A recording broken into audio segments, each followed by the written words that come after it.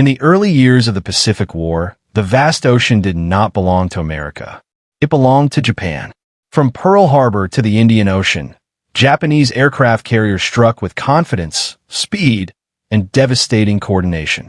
At the center of that power stood a small group of elite fleet carriers, ships so vital that Japanese naval planners believed the empire's fate rested on their flight decks. Among them was Shokaku, fast, modern, and battle-hardened, a carrier that had already survived the opening blows of the war and helped cripple American sea power in 1942. The Imperial Japanese Navy had built its war strategy around decisive fleet engagements. Battles would not be slow or drawn out. They would be sudden, overwhelming, and final. Aircraft carriers were the spearhead of this doctrine, and Shokaku was one of the sharpest points of that spear. She had participated in Pearl Harbor, helped sink British warships in the Indian Ocean, and fought fiercely at Coral Sea, where she survived damage that would have doomed lesser ships.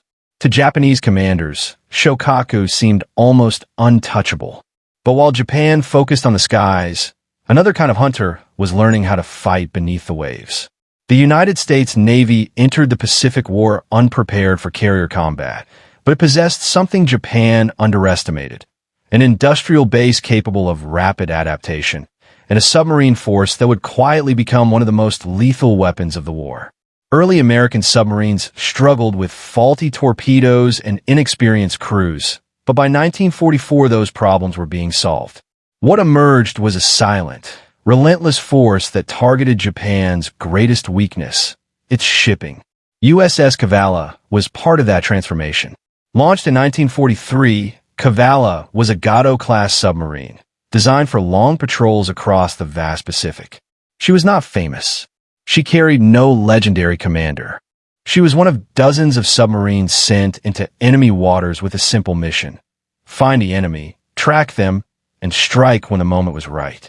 Cavalla's crew trained endlessly in patience, discipline, and precision, knowing that a single mistake underwater could mean death. By mid-1944, the balance of the war had begun to shift. American carriers were pushing westward across the Pacific, island by island, forcing Japan into defensive battles it could not afford to lose. One of those battles would take place near the Mariana Islands, a clash that would decide control of the skies and the sea routes leading directly to Japan itself. To defend that line, Japan committed its remaining carrier strength. Shokaku was ordered to sea once again. She sailed with confidence, escorted by destroyers, her flight deck crowded with aircraft and veteran pilots. Japanese commanders believed this battle could halt the American advance. They did not know that below the surface, unseen and unheard, an American submarine was already waiting. USS Cavalla had taken up position along expected Japanese approach routes. Her captain understood the stakes. This was not commerce raiding.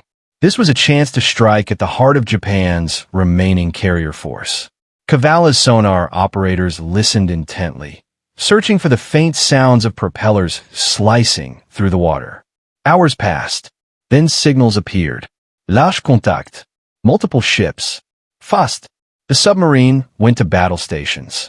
Cavalla began to shadow the formation, carefully adjusting speed and depth to remain undetected. Through the periscope, brief glimpses confirmed what the sonar suggested. This was no ordinary convoy. This was a fleet, and at its center was a massive aircraft carrier, her deck packed, her silhouette unmistakable. Shokaku. For the crew of Cavalla, the moment they had trained for had arrived. But attacking a fleet carrier was not like sinking a merchant ship. Escorts prowled aggressively. Aircraft patrolled overhead. One mistake could bring depth charges raining down from every direction. The submarine commander waited. He waited for position. He waited for angle. He waited for certainty. Above the waves, Shokaku steamed onward, unaware that her fate was already being decided in the dark water below. The stage was set. The hunter had found its prey. By mid-1944, the Pacific War had entered a brutal new phase. Japan's once dominant carrier fleet was a shadow of what it had been at Pearl Harbor and Midway, yet one symbol of that early power still remained afloat: the aircraft carrier Shokaku. For American submariners, Shokaku was not just another warship. She was a living reminder of the surprise attack that had dragged the United States into total war, and sinking her carried both strategic and psychological weight. The Shokaku had survived where others had not. She had fought at Coral Sea, taken damage, been repaired, and returned to battle. She had launched aircraft at Midway and escaped destruction when her sister ships burned. To Japanese sailors, she seemed almost invincible, a veteran carrier protected by experience, skill, and luck. But by 1944, American naval warfare had changed dramatically, and the hunters stalking Japan's fleet were no longer just aircraft and surface ships. Silent, unseen, and deadly U.S. submarines now controlled the deep. USS Cavalla was one of those submarines. Sleek, fast, and armed with torpedoes designed to break the spine of enemy warships, Cavalla operated far from headlines, far from glory. Her crew understood that submarine warfare was a waiting game, days of silence punctuated by seconds of violence. When Cavalla slipped beneath the waves in the Philippine Sea, her mission was simple in theory and terrifying in execution: find the enemy carriers and strike. On June 19, 1944, American codebreakers and reconnaissance had already signaled that a major Japanese carrier force was moving. This would become the Battle of the Philippine Sea, later remembered as the Great Marianas Turkey Shoot. While American carrier aircraft prepared to dominate the skies, submarines like Cavalla were positioned ahead of the fleet, forming an invisible trap. Early that morning, sonar operators aboard Cavalla detected distant propeller noises. These were not destroyers running erratic patrol patterns. The sounds were steady, powerful, capital ships. As periscope depth was reached, the tension inside the submarine became unbearable. Every man knew that a single mistake could mean death. A submarine caught on the surface or detected before firing was unlikely to escape. Through the periscope, the silhouette came into view. Long flight deck, island superstructure, the unmistakable shape of an aircraft carrier.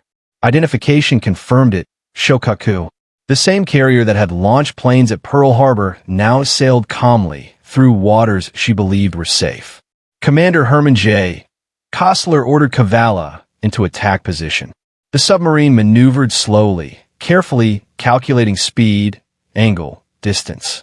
Torpedo data computers hummed quietly as solutions were refined. The crew moved with controlled precision, knowing that once torpedoes were fired, there would be no turning back. At just the right moment, Cavalla fired a spread of torpedoes. The weapons streaked through the water, invisible and unstoppable. Seconds passed. Then came the first explosion.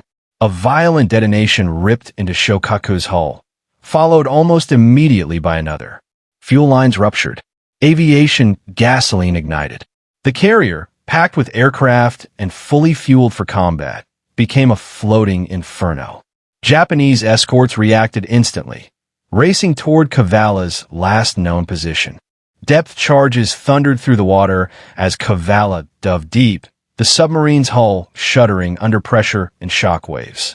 Inside, lights flickered, gauges trembled, and men braced themselves against steel bulkheads.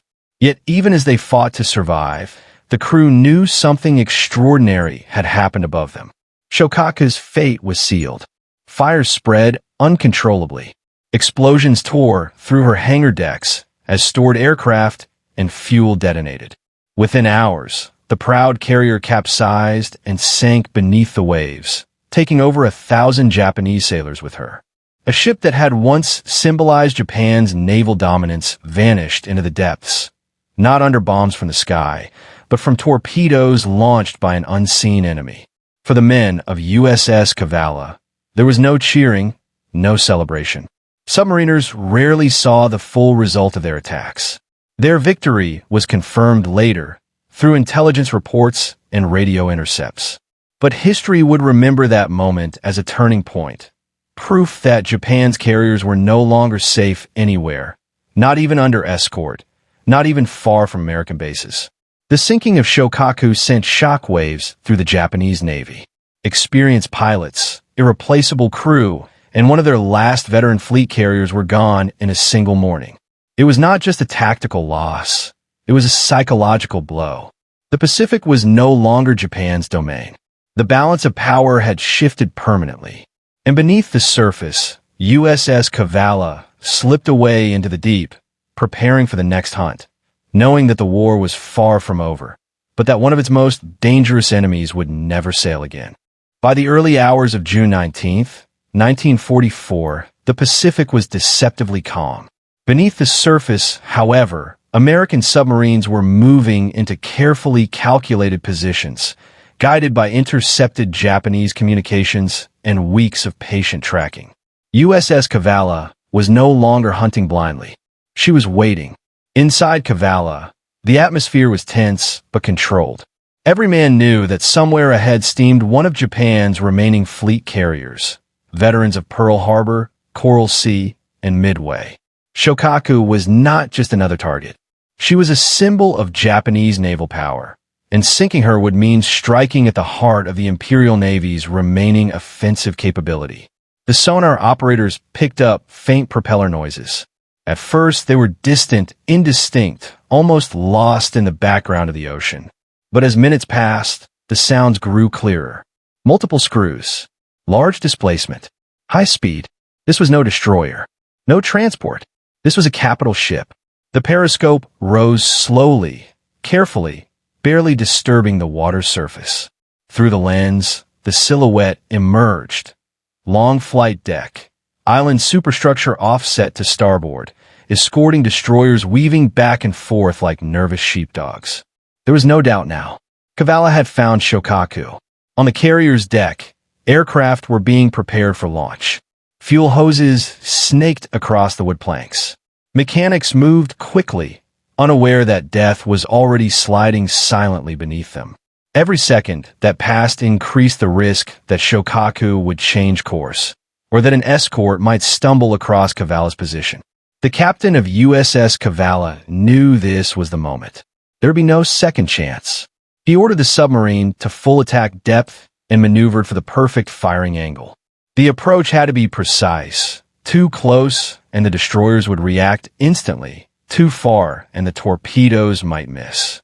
Inside the torpedo room, crews worked with methodical calm. Gyros were set. Depths were adjusted. The Mark 14 torpedoes, once infamous for their failures earlier in the war, had finally become reliable killers.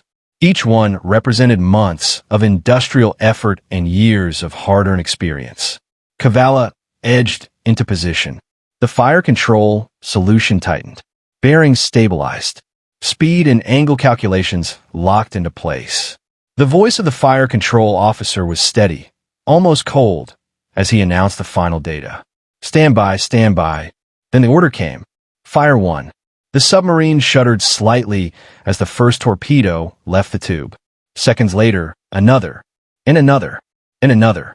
6 torpedoes raced through the water, their propellers leaving faint trails toward the unaware carrier. For a brief moment, nothing happened. Then the ocean erupted. The first torpedo slammed into Shokaku's starboard side, detonating deep within her aviation fuel tanks. A second followed almost immediately, ripping open compartments and sending fire racing through internal passageways. A third explosion tore through the carrier's midsection, lifting sections of the flight deck into the air like toys. Flames burst skyward. Thick black smoke poured from the wounded ship. Aircraft on deck were hurled aside or ignited instantly. Below, men were killed outright by the blast or trapped by flooding and fire. Shokaku began to slow, then list. Her escorts reacted at once, charging toward the suspected firing position, dropping depth charges in rapid succession. The sea above Cavalla became a boiling chaos of explosions, pressure waves hammering the hull.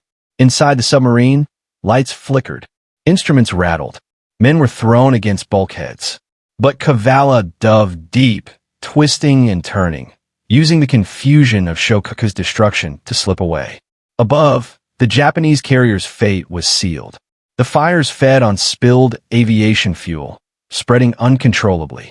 Damage control teams fought desperately, But the internal devastation was too severe. Minutes stretched into an hour as Shokaku burned and flooded. Finally, the great carrier rolled onto her side. A massive explosion tore through what remained of her interior. With a slow, terrible inevitability, Shokaku slipped beneath the waves, taking over 1,000 men with her. From a single submarine attack, one of Japan's most powerful fleet carriers was gone. USS Cavalla survived the counterattack and withdrew silently into the depths, carrying with her the knowledge that the balance of power in the Pacific had shifted once again. The sinking of Shokaku was not just a tactical victory. It was a strategic blow from which the Imperial Japanese Navy would never fully recover. The hunter had struck, and the ocean closed over the wreckage, marking the end of a legend. By June 1944, the Pacific War had reached a breaking point, and both sides knew it. For Japan, the aircraft carrier Shokaku was not just another ship. It was a symbol of survival. She had survived Pearl Harbor, Coral Sea, and Midway. Time after time, Shokaku escaped destruction, earning a reputation among Japanese sailors as a ship protected by fate itself. But fate was running out. As the Japanese combined fleet moved toward the Mariana Islands, preparing for what would become the Battle of the Philippine Sea, Shokaku sailed as part of Vice Admiral Jisaburo Ozawa's carrier force. Her decks were crowded with aircraft. Her hangars were full of fuel, bombs, and torpedoes. She was powerful, but also dangerously vulnerable.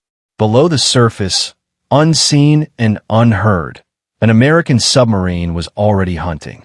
USS Cavalla was a Gato-class submarine commanded by Lieutenant Commander Herman J. Kostler. Cavalla had one mission: find the Japanese carriers and strike when the moment was right. For days, the submarine prowled silently, its crew tense, exhausted, and alert. Every sonar contact, every faint screw noise could mean the difference between history and failure. On June 19, 1944, Cavalla's radar detected something extraordinary. Multiple large contacts. Carriers. Kostler immediately knew what he was looking at. This was not a convoy. This was the heart of Japan's remaining naval air power. Cavalla slipped into attack position, maneuvering carefully to avoid detection. Japanese destroyers were everywhere, their sonar searching the depths for American submarines. Inside Cavalla, the air was thick with sweat and diesel fumes. Men whispered. Instruments hummed softly. Every second stretched into eternity. Then came the moment every submariner waits for. Through the periscope, Kostler saw the unmistakable shape of Shokaku. Massive, confident, moving steadily through the water as aircraft operations continued on her deck. She had no idea death was already tracking her. Kostler ordered Cavalla into the perfect firing position. The submarine crept closer, closing the distance with excruciating patience. Destroyers passed nearby, unaware that an American submarine was beneath them, lining up a shot that could change the war. At just the right moment, Kostler gave a command. Fire. 6 torpedoes surged from Cavalla's bow tubes, racing toward Shokaku through the dark water. Inside the submarine, the crew counted silently. Seconds felt like minutes. Then it happened. A violent explosion tore into Shokaku's starboard side. Another followed, and another. 3 torpedoes slammed into the carrier, ripping open her hull. Fuel tanks ruptured instantly. Aviation gasoline sprayed through compartments and ignited. Flames erupted deep inside the ship, spreading faster than any damage control team could contain. On Shokaku's bridge, confusion turned into panic. The carrier slowed, listing as black smoke poured skyward. Japanese sailors fought desperately to save their ship, unaware that the worst was yet to come. Below decks, firestorms raged. Bombs and torpedoes stored in the hangars began to cook off. Steel buckled. Compartments collapsed. Shokaku, the survivor of so many battles, was now mortally wounded. Japanese destroyers raced to counterattack. Depth charges exploded around Cavalla, shaking the submarine violently. Lights flickered. Equipment rattled. Men were thrown against bulkheads. But Cavalla held together. Kostler ordered the submarine deeper, slipping away into the darkness while Shokaku burned above. Hours passed. Above the waves, Shokaku's fate was sealed. The fires reached her aviation fuel reserves. A massive internal explosion ripped through the carrier, tearing her apart from the inside. Her deck collapsed. Flames shot hundreds of feet into the air. At 14:01 hours, Shokaku rolled over and sank beneath the Pacific. More than 1,200 Japanese sailors went down with her. One of Japan's most important aircraft carriers gone from a single submarine attack. USS Cavalla had done what air strikes and surface battles had failed to do. She had killed a legend. And with Shokaku's sinking, Japan entered the Battle of the Philippine Sea already bleeding, its carrier force crippled before the main battle even began. For the crew of Cavalla, there was no celebration. Submariners never saw their victories. They felt them through the hull, through the shockwaves, through the sudden silence when an enemy ship vanished forever. But history would remember this moment. A lone American submarine, stalking patiently beneath the sea, had destroyed one of Imperial Japan's greatest warships and shifted the balance of naval power in the Pacific once and for all. By the morning of June 19, 1944, the Pacific Ocean had become a vast killing ground. Above the waves, hundreds of aircraft clashed in what would soon be called the Great Marianas Turkey Shoot. Below the surface, the USS Cavalla waited in near total silence, its crew unaware that history was drifting directly into their sights. Inside the submarine, the air was thick and hot. Sweat rolled down faces as sonar operators strained to separate background noise from meaningful contacts. Then it happened. A steady rhythm appeared on the sound gear. Fast screws, large displacement. This was no destroyer. This was something much bigger. The contact report moved quickly through the boat. Bearings were plotted. Speed was estimated. Everything pointed to a major Japanese warship. Cavalla's captain, Commander Herman J. Kostler, knew instantly what this could mean. The submarine had been sent to patrol these waters for one reason: to intercept the backbone of Japan's carrier fleet. As minutes passed, the silhouette came into periscope range. When Kostler raised the lens, what he saw confirmed every suspicion. Cutting through the water was a massive aircraft carrier, long, sleek, unmistakable.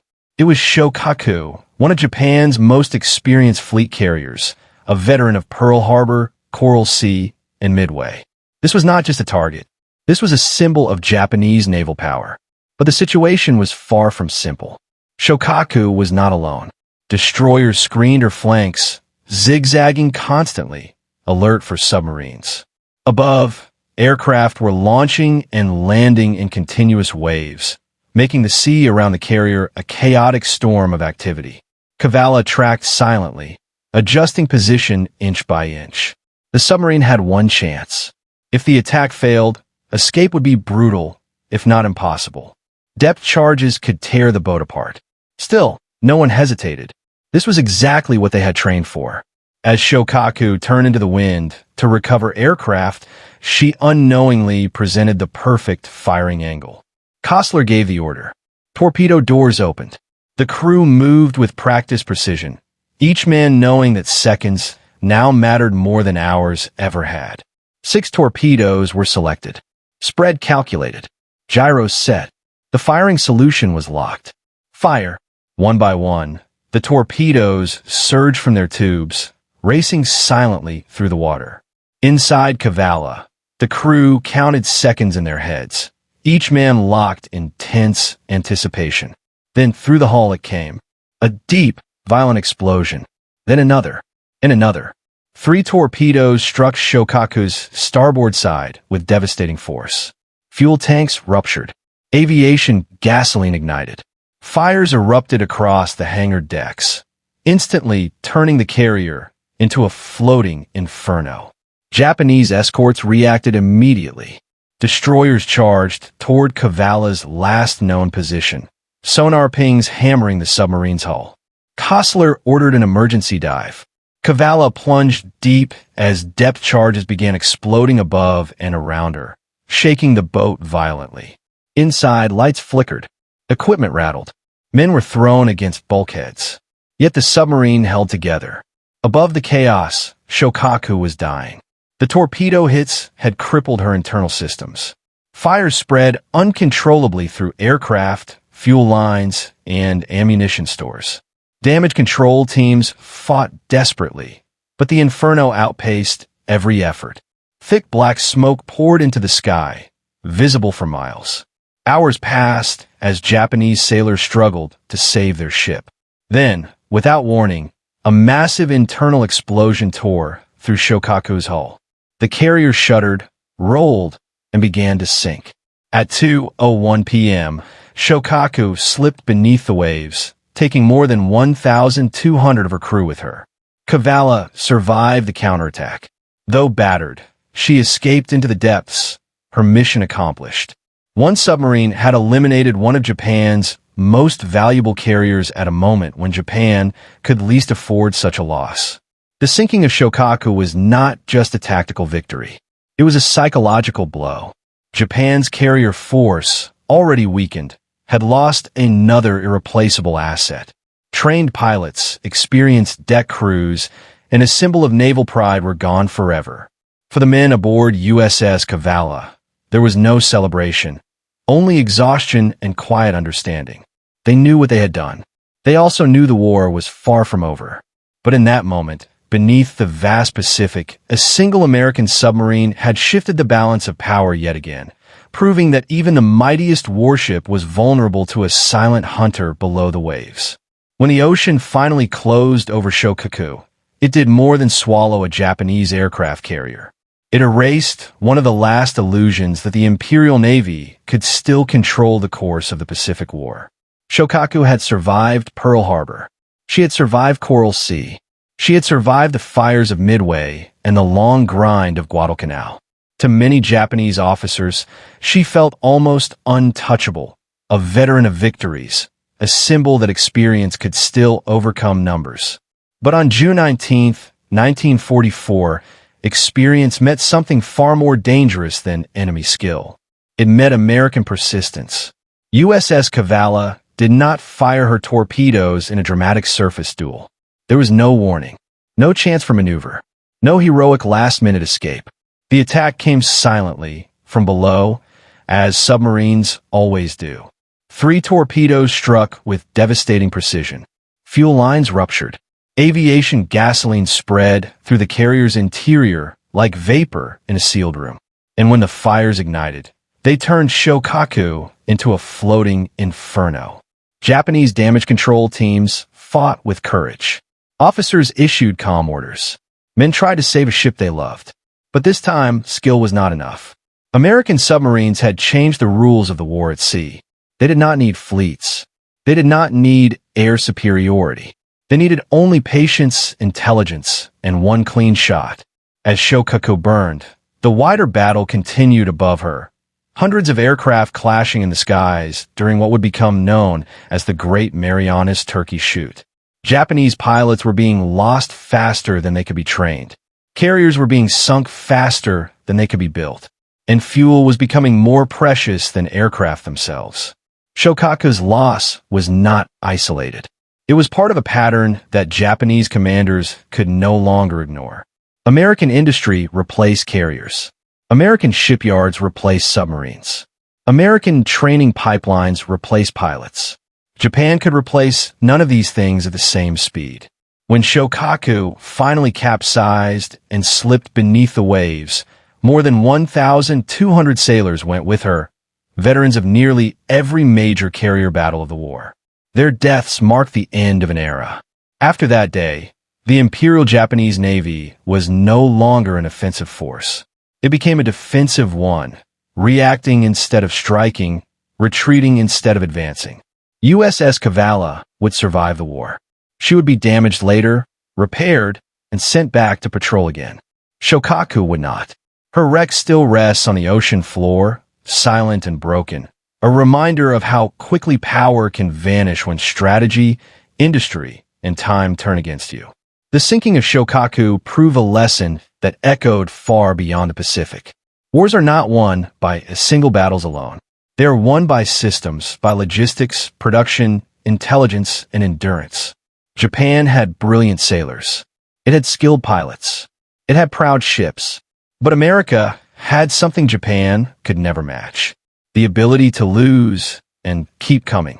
And on the day USS Cavalla sent Shokaku to the bottom, the fate of the Imperial Navy was no longer a question of if, only when.